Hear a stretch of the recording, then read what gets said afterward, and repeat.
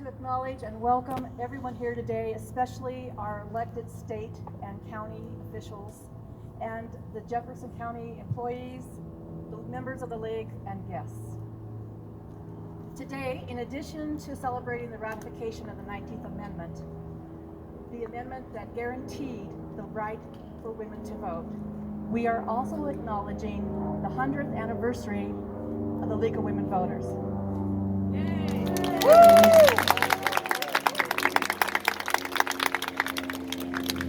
The League was formed in 1920 to help women become informed voters.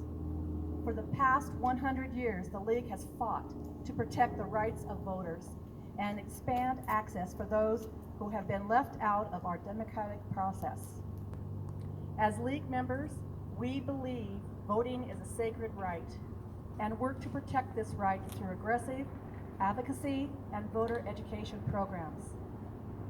It is our belief that all voters should have equal opportunity to exercise that right, and that elections remain fair, free, and accessible. This has a little bit more meaning, doesn't it? The League is proud to be nonpartisan. We neither support nor oppose candidates and work on vital issues of concern of our members and of our community. We envision a democracy where every person has the desire, the right, the knowledge, and the confidence to participate in our government. We believe in the power of women to create a more perfect democracy. We are committed to diversity, equity, and inclusion in principle and in practice. The Jefferson County League of Women Voters is nearly 200 members strong, and we are dedicated to the mission of empowering voters and defending our democracy. Our focus is to provide trusted voting and election information to the citizens of Jefferson County. In past elections, the League offered in-person voter registration drives and live community candidate and ballot issue forums. But this year, things are going to look a little bit different. We will continue to promote online registration and direct citizens to resources such as govotecolorado.com and votejeffco.com.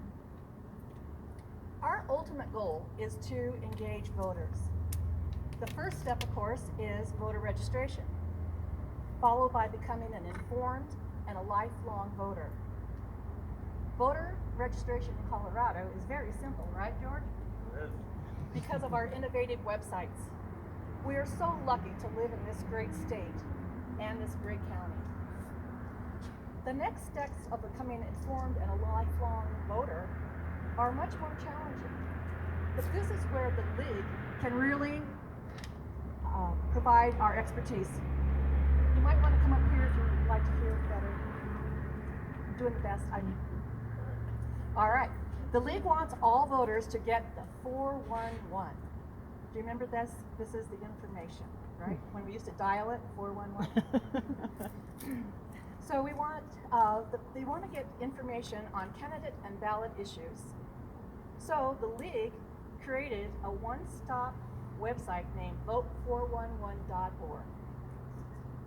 This site contains side-by-side candidate comparisons and posts the pro and cons of ballot issues, plus other important election information.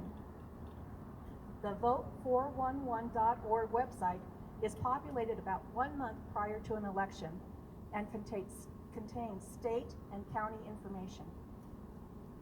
Plus, the state of Colorado's Blue Book and the League's ballot issue pamphlets are posted on our website, LWVJeffco.org. So with the help of some very talented League members, we have put together 5 tips on how all of you can get involved and how together we can get more voters engaged in the voting process. So we challenge everyone here to follow these 5 simple tips. Tip number 1, identify 5 to 7 people in your family, friends, so it could be neighbors, and form a voting circle of influence. It is your task that the circle is prepared to vote. Ask them if their voting information is up to date prior to the ballots going out. Instruct them on how to update that information by going to govotecolorado.com. Let them know when their ballots are going to be arriving. And to be sure to place it in a safe place so we don't have lost ballots. And also be sure that they know all about the election resource websites, especially vote411.org. And finally, ask them where and when they plan to drop off that ballot. You know, it's all about having a voting plan.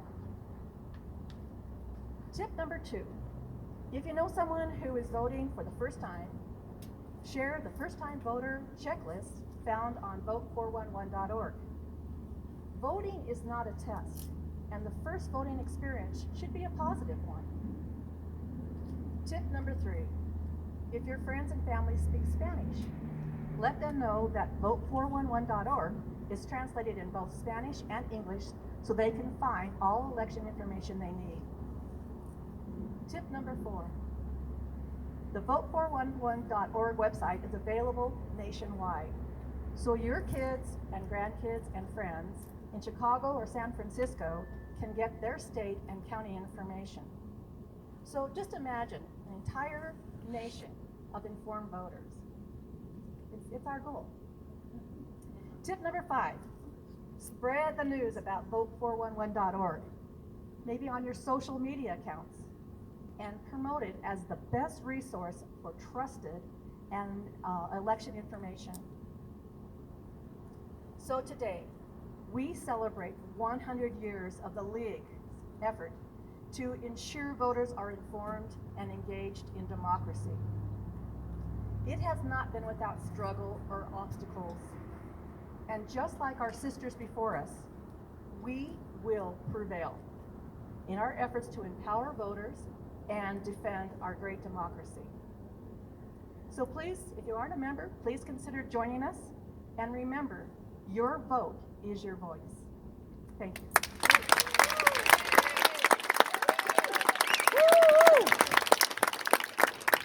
Now, introducing George Stern.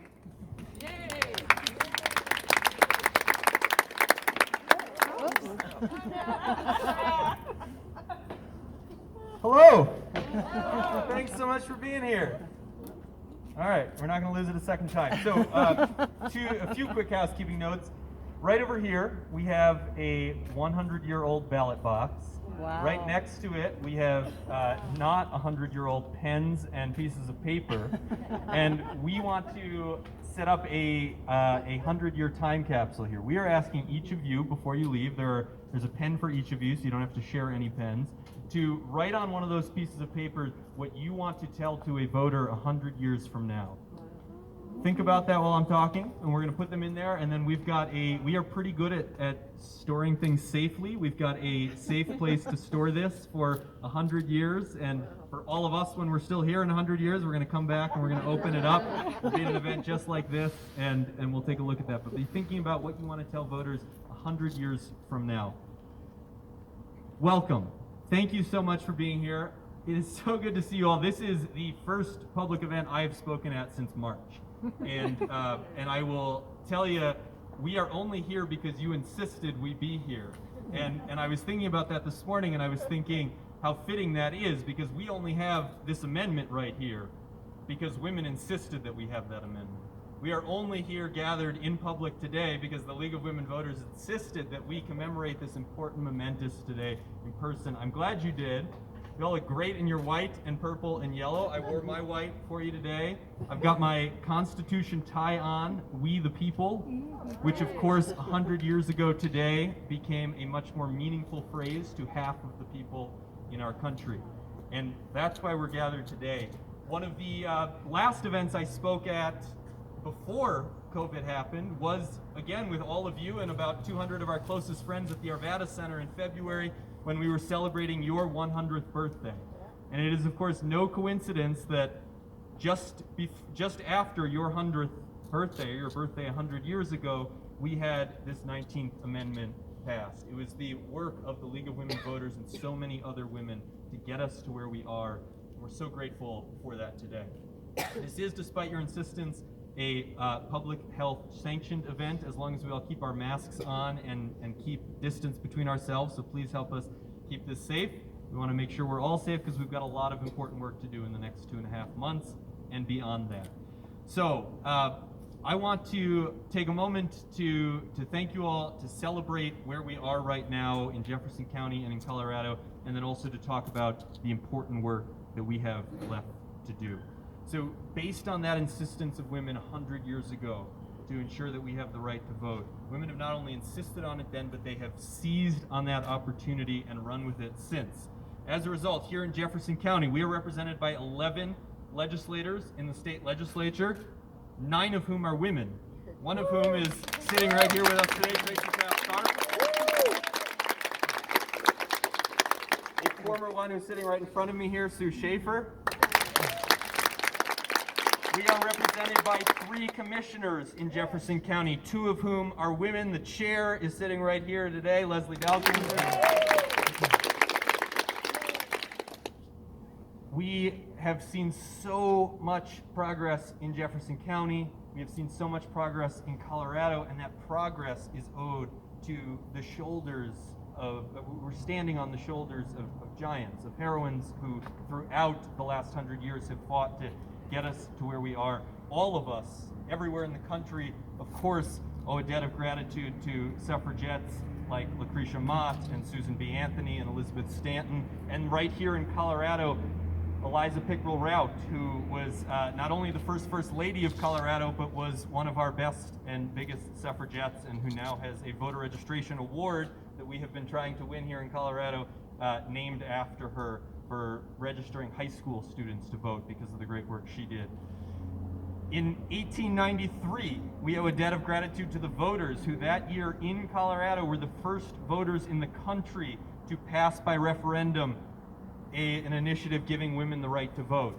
And lest you think that was given to women by the male voters, that was insisted upon by the women who, after it failed the first time a couple years before, went around to each community in Colorado, in the new state of Colorado at that time, insisting on having that right to vote and seeing it narrowly pass in 1893, 27 years before the 19th Amendment was passed into our Constitution.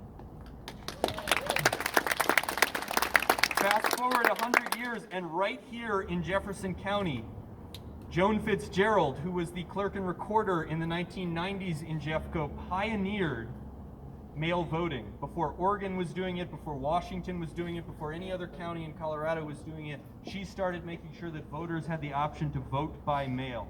And that has since grown, and in 2013, organizations across the state led mostly by women, the Clerks Association led by women, the legislators who at the time were led by women, the advocacy groups led by women, the League of Women Voters passed the universal mail ballot system in 2013 that we have here in Colorado, that is the reason we are considered the best voting system in the country. That is a voting system that over the last 7 years has ensured that we consistently set record turnouts, that we have saved the state money while processing our ballots faster and having more voters, and that has been called by President Trump's Department of Homeland Security Secretary and the Washington Post the safest election system in the country.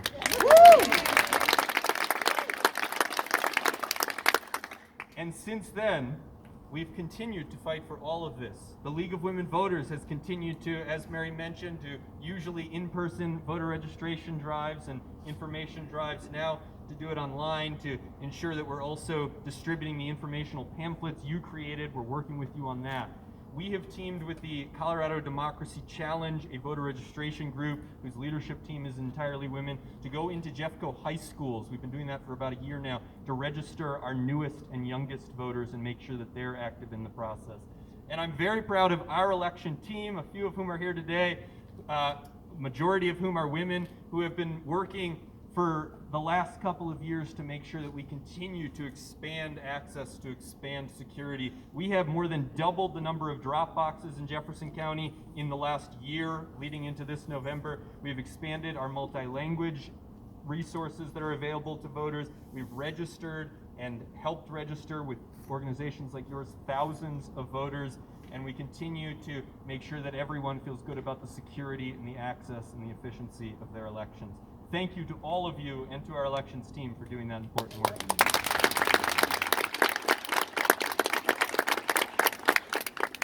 Unfortunately, League of Women Voters, I don't need to tell you, there is a lot more work to be done.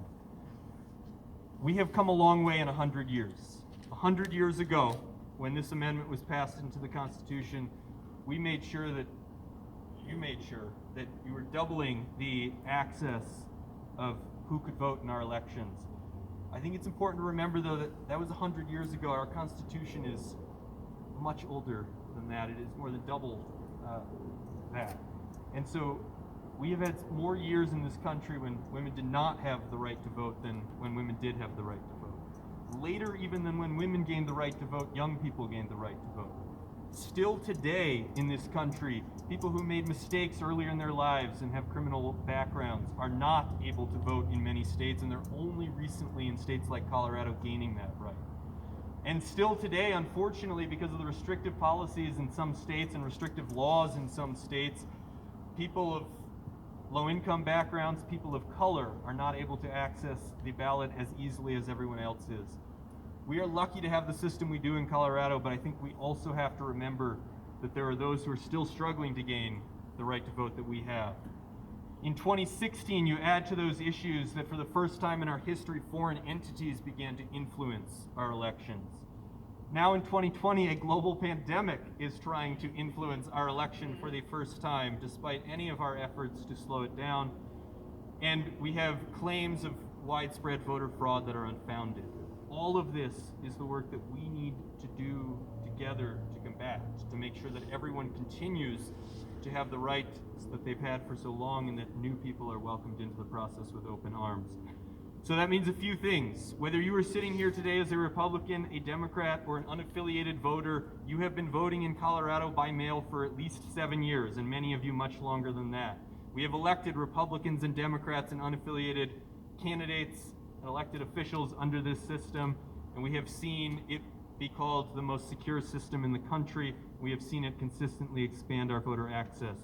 We need to insist, as you've been insisting on getting the right to vote and expanding the right to vote, that this system be held up, that this system be protected, that this system be continued to be made available to everyone in Colorado and to everyone beyond.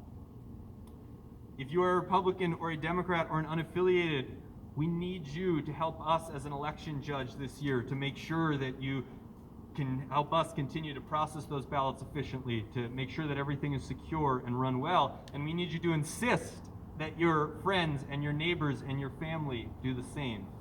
If you're a Republican or a Democrat or an unaffiliated voter sitting here today, you are all united under the League of Women Voters' mission and vision about empowering people to vote, about defending our democracy, about making sure everyone has the knowledge and the courage and the desire to vote. And we need to make sure that we're continuing to do that today, whether it's giving young people that knowledge and that courage, whether it's giving people who are disenfranchised from our system because of claims of widespread voter fraud or because of foreign entities trying to influence it, that they're reassured of the system, they feel good about the system, that they have the desire to participate in that system. 100 years ago, we made sure to expand the right to vote from about 50% of our eligible citizens to close to 100% of our eligible citizens. And as a result, here in Colorado, in the last 2 elections, we have set record turnout in March and June in primaries. But that turnout, that record turnout, was about 50% in both of them, which means, of course, that despite almost everyone having access to vote, still about half of our eligible citizens are not voting. And that's why we all still have work to do. That's why we all need to keep fighting to make sure that everyone has the desire, the knowledge, and the confidence to vote.